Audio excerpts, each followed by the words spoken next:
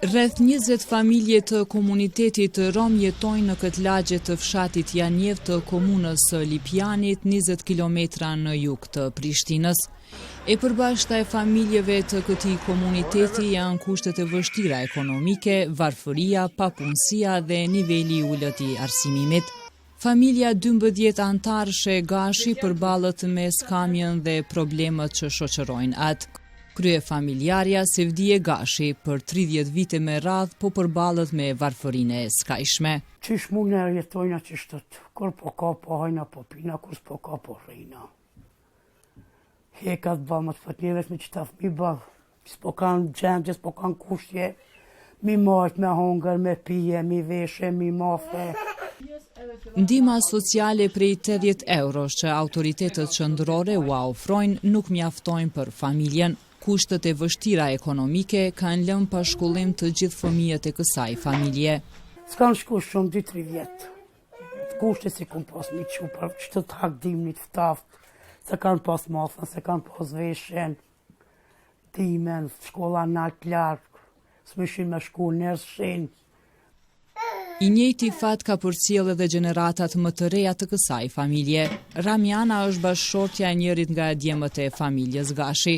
Ajo u martua në moshën 16 vjeçare dhe nuk ka shkuar fare në shkollë.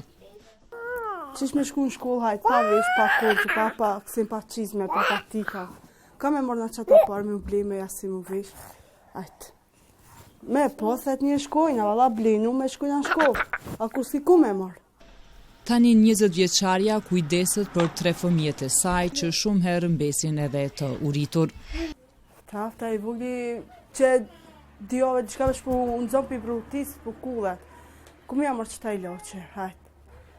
Me po, qëka jamër me bli, po s'ka. Zyrtar të komunës Lipjanit thonë se janë në dijeni të kushteve në të cilat jeton ky komunitet dhe se herë pas here ndihmojnë ata.